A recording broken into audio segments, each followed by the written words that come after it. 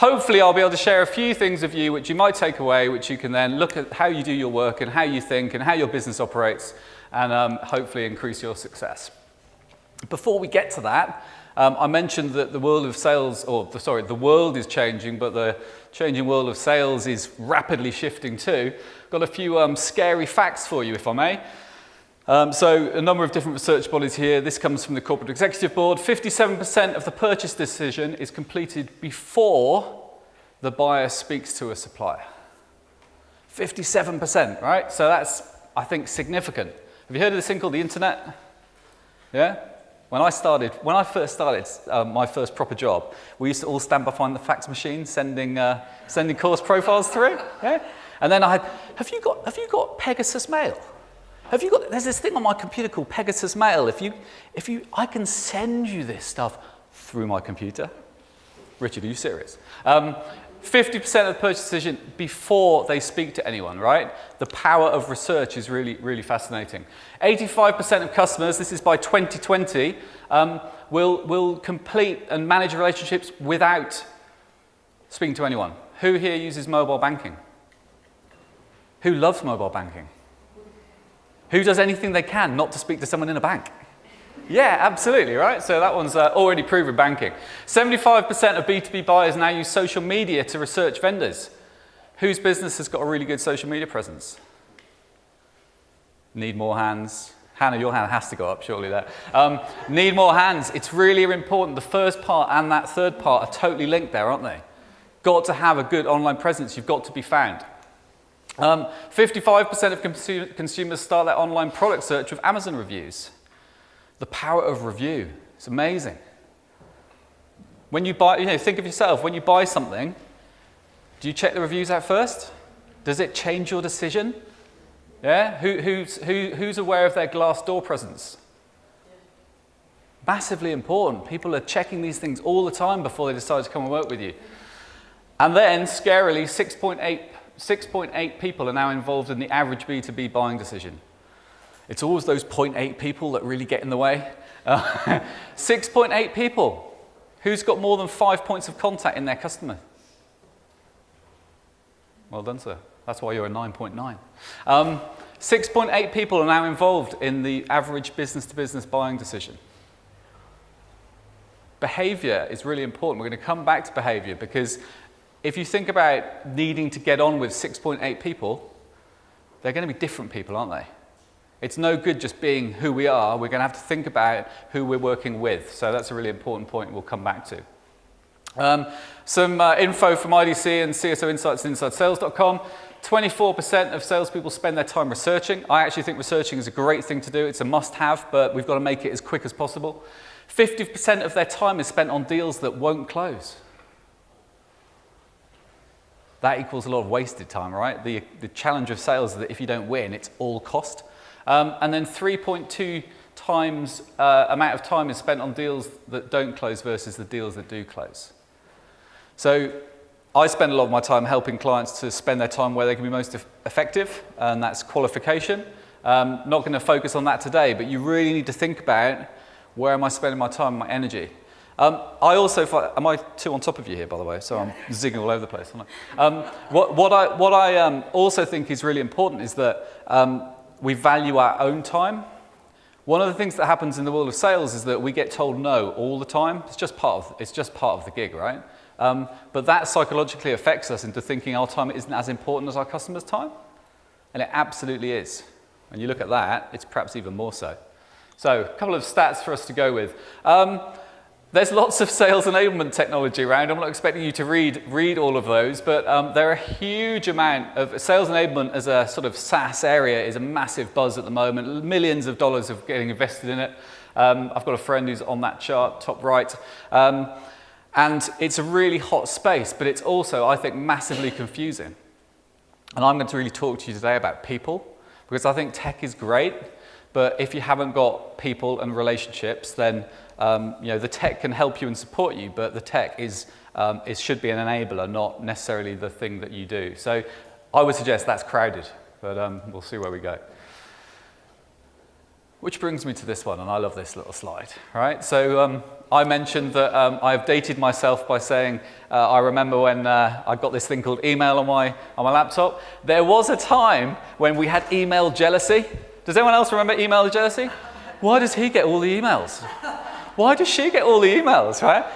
I would probably get a lot of money if I could now help people to have no emails, right? But 15 years ago, or probably a little bit more, it was like a moment, wasn't it? When, hey, I've got an email, I'm so cutting edge. Now you've got to think differently. What about sending a postcard? What about sending a letter? What about handwriting something? The trouble I have is no one can read my handwriting, but what about doing something a bit different? Because everybody, GDPR or not, is pinging stuff through the ether. The other thing that happens is as soon as you've sent your email, you feel like you're done, right? I will just tick that off my Trello board because I have sent that email.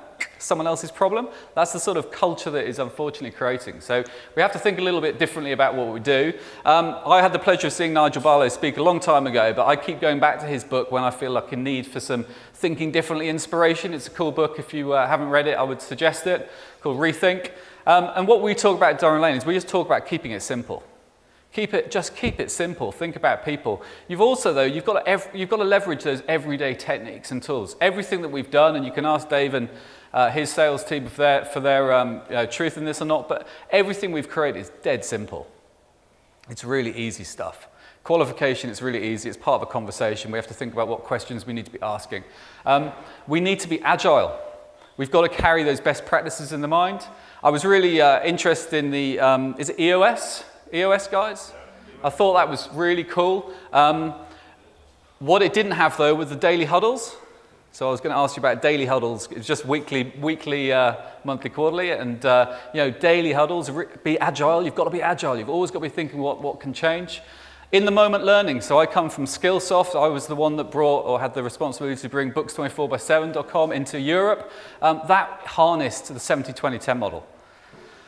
We're lucky enough to be a scale-up organisation, so we've grown by almost 40% for the last 4 years, year on year, and I can actually put that growth down to when we implemented 70-20-10. Do you know what I mean by 70-20-10? No? So they say 70% of... Charles Jennings, ex-Reuters, made an entire career going around the world on 70-20-10, informal learning. So 70% of learning, they say, is delivered on the job. So as you're doing the work, you're learning as you do. 20% through structured coaching interjection, and 10% through reading a book, going on a course, whatever it might be. We've embedded that really deeply into our organization, and that is the thing that made the difference. Empowering people to do their job and to be more effective and to take responsibility. It's all about also fostering confidence, skills, and passion in your people. In yourself, in your people, in your customers. I'm going to take you on a little mindset shift in a second if I can. And then I really love the idea of being someone that your customers really want to be with, because every time they see you, they sort of have other ideas and thoughts, and it feels like it's all their stuff, which is cool. And that's how you help people to grow and develop. Unfortunately, salespeople are still getting it wrong though, right? So this is just the way of the world and what happens. This research is a number of years old now. It went out to 1,200 buyers of business-to-business services. It's from McKinsey. And they said, what is it that pisses you off most about people that try and sell stuff to us? Probably not surprisingly, 35% of people said too much contact. Does that sound familiar? I get harassed by text messages now, I think. But, too much contact. Sales guy just keeps on calling me. I'm British. I said, now's not a good time, which actually meant I'm not interested. Why doesn't he understand that, right? Why doesn't he get the fact that I haven't answered the last 3 calls to mean I'm not interested? What's wrong with people? CRM, I think, has a lot to play for too much contact, because we get into this cycle of callback, callback, callback, and we don't think about why we're calling back. The stats say that it takes 5 to 12 attempts to connect with someone, and most salespeople give up at 3 or 4.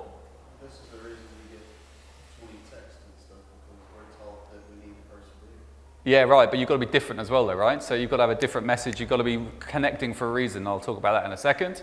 20%, very depressingly, said that it was lack of knowledge. So you could pay a company like mine to create qualified opportunity for you, you then go in and don't know what you're talking about. So there's a lack of education in the world of sales, unfortunately. Procurement teams are trained to the hilt, right? And then the sales guy or girl rocks up in their car, gets out 2 minutes before the meeting starts, runs in, hey, let's negotiate. You know, there's a lack of process and flow.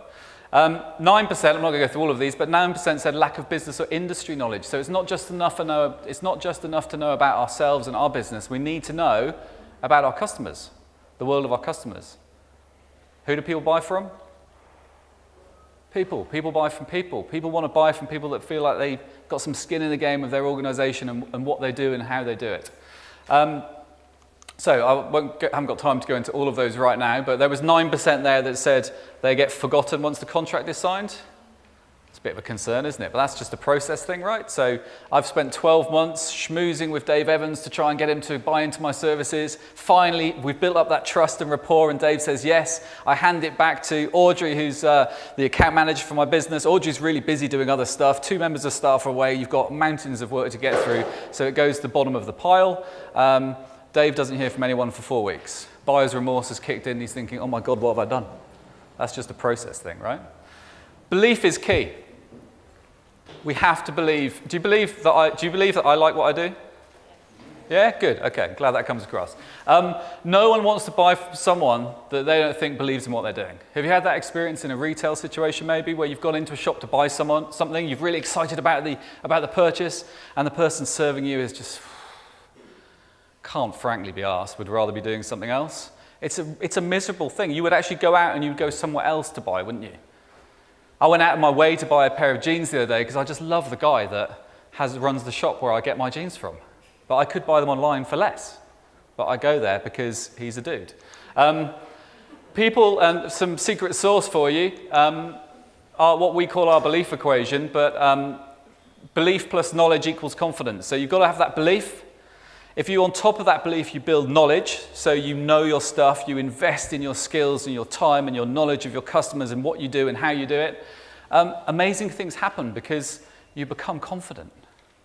One of the big challenges, I'm a bit of a pop psychologist, but one of the big challenges with salespeople is everyone thinks they're arrogant. I don't think anyone said arrogant when I said what's the first word that comes to mind. But me, with my pop psychology, I think that arrogance comes through lack of knowledge. So you overcompensate for your lack of knowledge, and therefore you come across as arrogant rather than being knowledgeable. When you believe and when you're knowledgeable about your subject, what can you do? You can stop talking. And you can listen to the other person and you can start having a conversation. And you're not worrying about what's going to happen next because you know your stuff. So you're comfortable. What happens when you're comfortable? Well, typically if you're on the phone or you're face-to-face, the other person will recognize that subconsciously and they'll relax as well.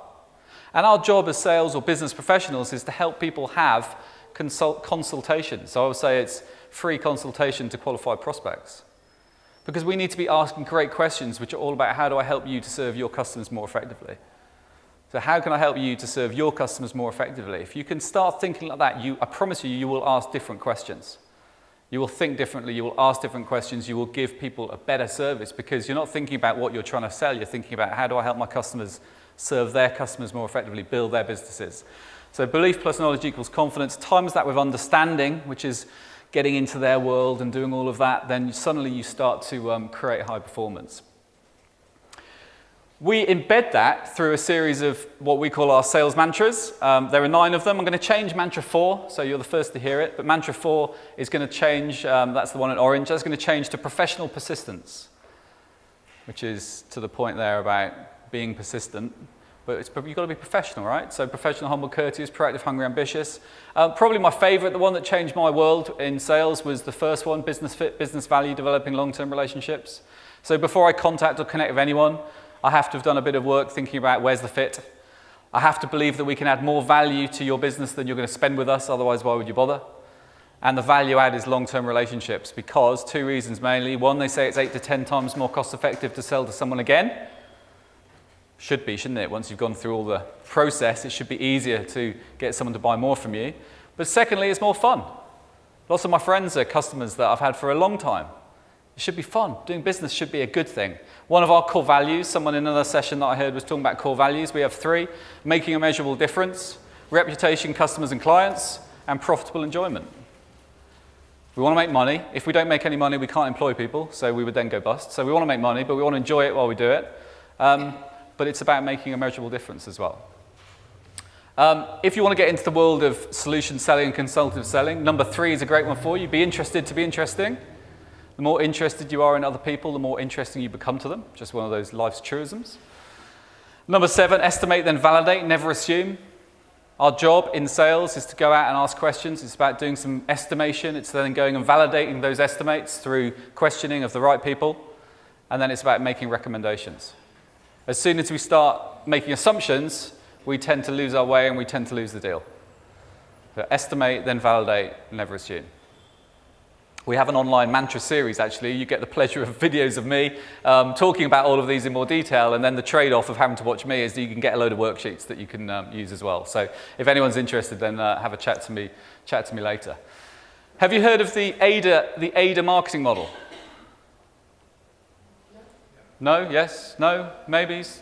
Okay, so it's apparently about 100 plus years old, so it's been around for a while. When you buy anything, you go through the AIDA process, okay?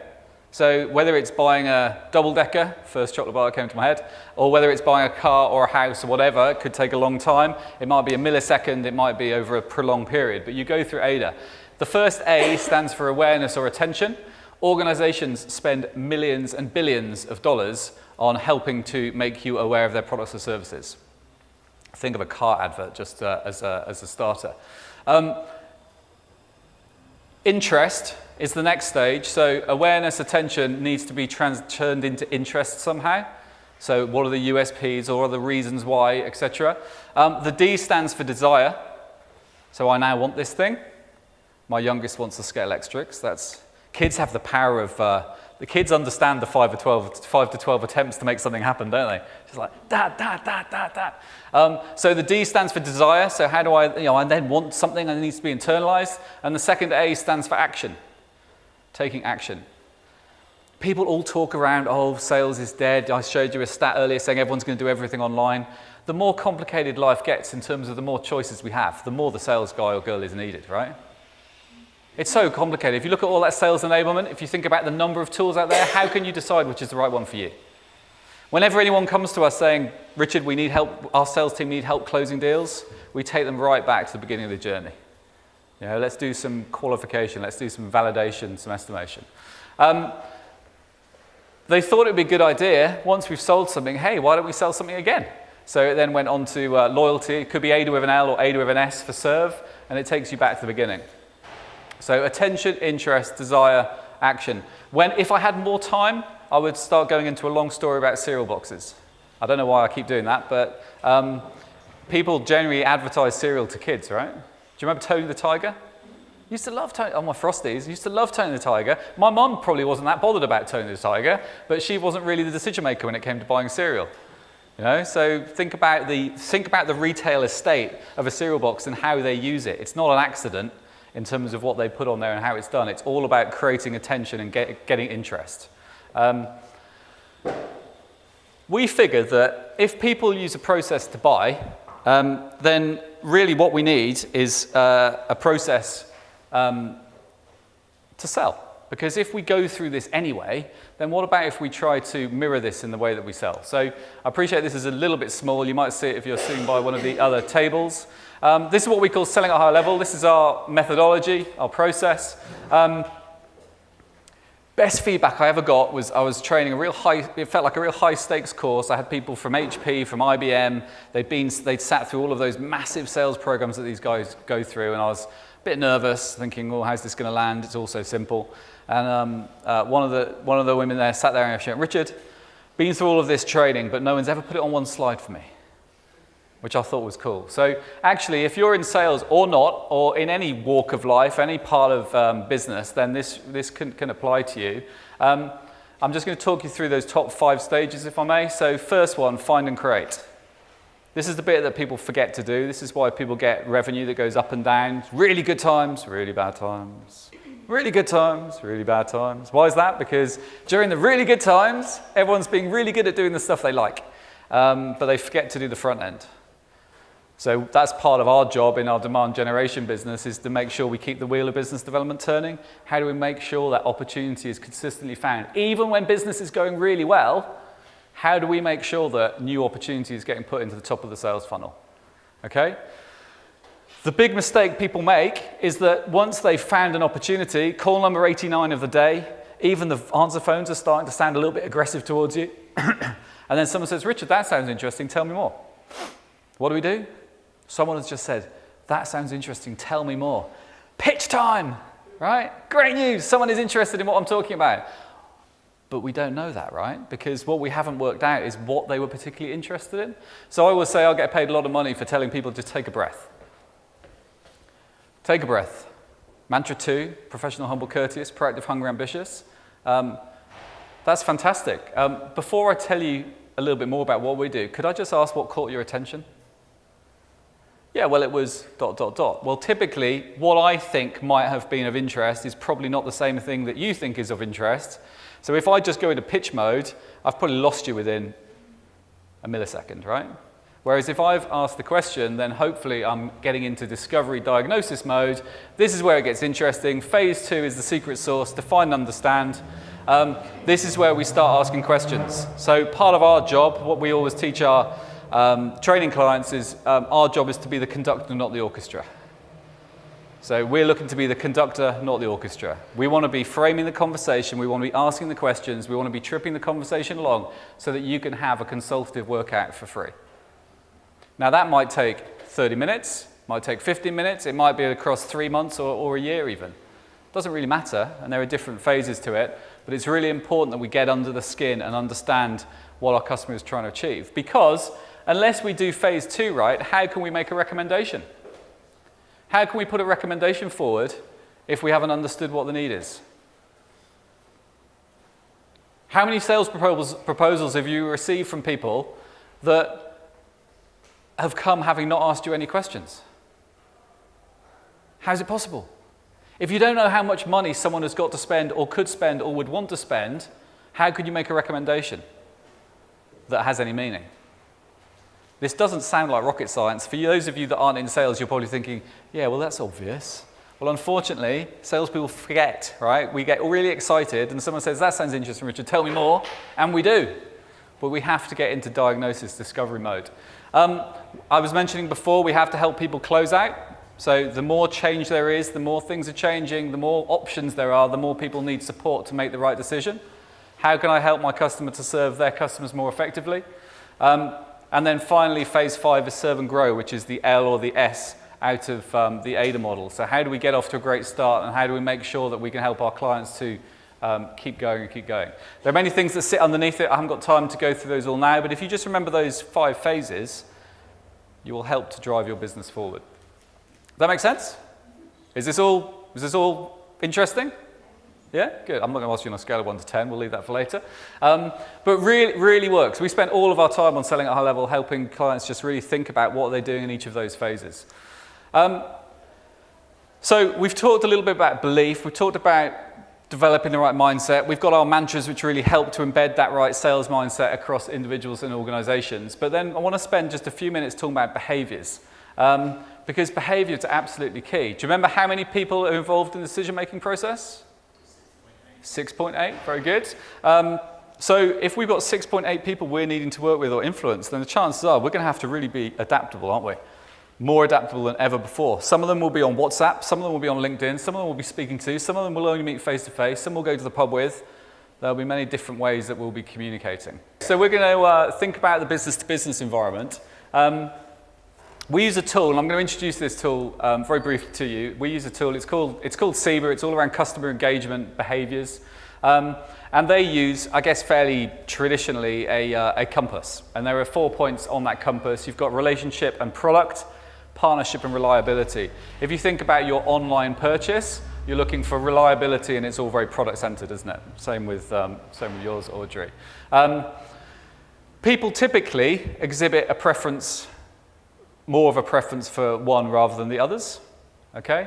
And what we're looking to do is to sort of pinpoint or understand our behaviors, but then also think about what the values that our customers are looking for. What I really loved about SEBA when I first saw it was not only the fact that it gets us to analyze or assess our own behaviors, but probably most importantly, we get your customers to tell us what they're looking for.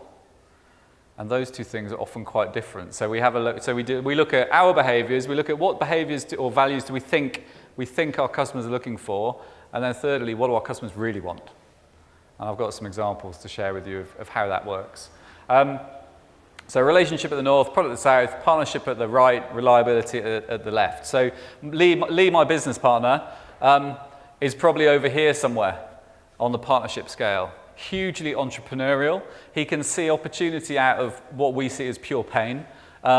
He's terrible at implementing anything. He wouldn't mind me saying that. But he's just this driving sort of entrepreneur. And you EOS guys were using.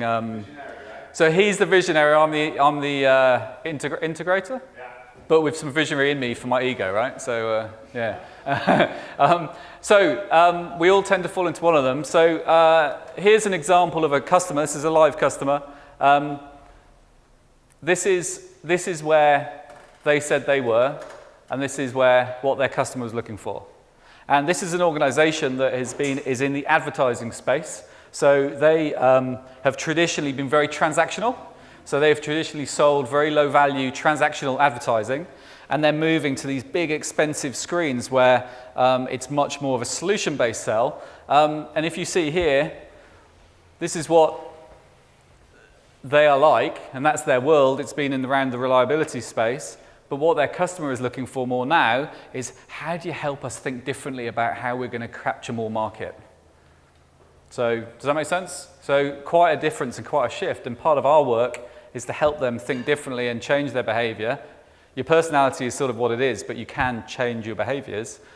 Need to help them think more strategically around the solutions they can deliver. So I thought I would just very quickly walk you through the four compass points. The relationship behaviors, sort of personal service. It's about putting the customer's interest first.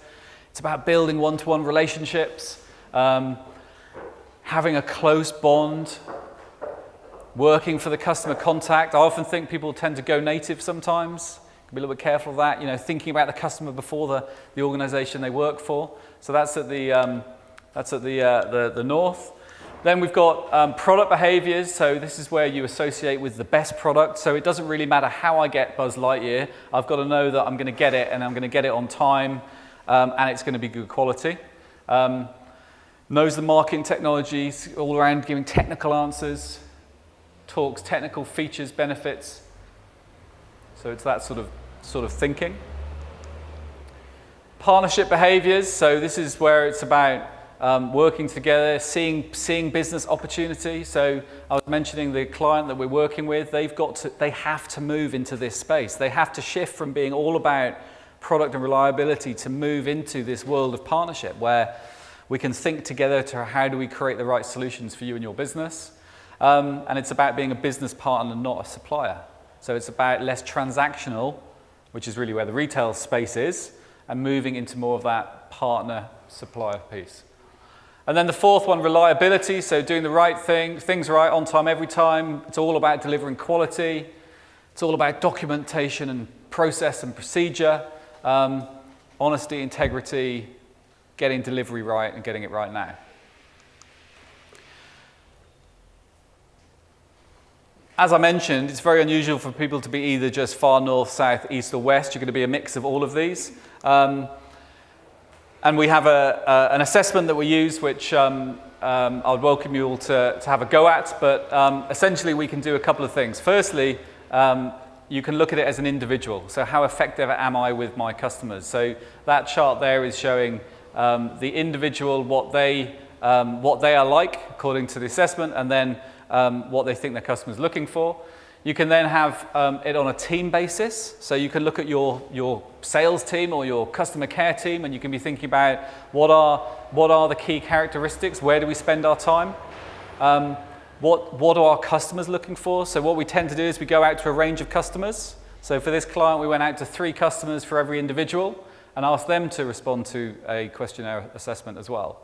And they gave their view of what they're looking for. And then you can use it at an organization level. So how do we grow our overall business? This plot on the chart here, this shows the team, where the team were. So they were all down in product and reliability, couple in partnership.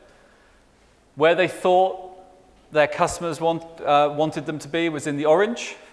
and then where their customers said they wanted them to be was in the blue. So you can see a lot of the blue on that partnership side of the piece. So when you start putting this together, it gets really interesting because where we're moving to as a business is all around sales transformation. So how do we help organizations that often very rapidly need to change the way that they work with their clients and the companies that they want to do business with, and they have to shift their skill set. But not only skill set, they have to shift their behaviors, right? And their thinking. They've got to think differently about how they do it. I've sort of put this together, so I thought for today, if anyone's interested in doing this, then we've put together a package for £99 for anyone that wants to take the assessment. For that, you get the assessment, you get a personalised, I say comprehensive, I didn't get around to reading all of it, but you get a comprehensive report that goes through all of the different details and how you compare to others. And then we also include a one-to-one feedback coaching call with one of our sales performance coaches. So if you're interested, either chat to me or email siba@durhamlane.com, and we'd be really happy to help you with that. It's a really interesting test, if nothing else, just to think about how do you currently perform or what are your behaviours as aligned to your customers. And again, we're using it significantly in the work that we do from a business point of view. Sales success really does come from developing and maintaining the right mindset. Hopefully I've taken a whistle-stop tour of selling at a high level and some thinking around belief and behaviours. Our mantras really help to embed that across teams. So again, business fit, business value, developing long-term relationships. If you're going to remember nothing else from my talk, remember that I always bring the sun to Lancaster, and belief plus knowledge equals confidence times understanding gives you high performance. Belief plus knowledge equals confidence times understanding gives you high performance. I mentioned the 70-20-10 learning model. Interesting stat from CSO Insights, 68.2% of reps achieve quota where there are formal coaching programs embedded into their organizations versus 48.4% where coaching was more ad hoc. So as I say, I can link back our sort of scaling success on the back of the implementation of that model into our business. So it does make a difference. And I was on the phone coming over from Leeds today with some of my team leaders, and everyone's so busy, they're sort of, coaching has slipped. Well, that's the first sign of a challenge, isn't it? When you're really busy and coaching slips, that happens, but you've got to correct that as quickly as you can, because if you let it slip, then you start coming out of your rhythm. And I know the ESO guys were talking about rhythm and momentum, and that's really, really key. So I thought I would leave you with 3 things to think about. How strong is your team's belief in you, your brand, your products, your services? You don't have to be a sales guy or girl to think about this. You can have internal customers. I mentioned before, I always talk about the mindset shift, which is how do I help my customers to serve their customers more effectively? If you start thinking like that internally, amazing things can happen as well. So think about how strong is your team's belief. Are you helping your sales teams to be the best they can be? If you don't invest in developing your salespeople, if they don't invest in themselves, how easy is it to invest in yourself these days? Everyone got an Audible account? Blinkfist or whatever? It's really easy to invest in yourself. Oh, there's never any time. There's always time to invest in yourself, right? There has to be. And thirdly, behaviours can be adapted, changed, personality is fixed. So I think one of the key takeaways for me from the work we're doing with the behaviours model at the moment is the fact that everyone thinks, well, I am who I am, right? I am who I am. That's just the way you get me. But actually, that doesn't have to be. Our personality tends to be fixed. I wouldn't want to go on a mission to change people's personality, and you wouldn't want to anyway for the fit of your business. But actually, people can think differently about how they behave with customers. I've always been very lucky, actually, because for me personally, I was talking to my colleague Alison on the way over, I've always been able to dot around that matrix. So depending on who I'm working with, I can dot around. I mentioned Dave Curlin and the research he's done, and he was saying, you don't have to be a great sales professional, you don't have to like your customers. You don't have to be liked. Which I sort of, I think internally that's fine because you've got process and stuff. But actually, the way I think about it is to be a great sales professional, your customers need to like you. but you don't have to like your customers. Does that make sense? So customers are customers. You have to be professional, humble, and courteous with all of them, right? You don't have to like them, but they have to like you. Because people don't buy from people they don't like unless they really have to. And they'll do pretty much anything to buy from someone else. So I think your customers need to like you, but you don't have to like them, but you have to respect them, and you have to show them that you can help them to serve their customers more effectively and help them to make their lives better.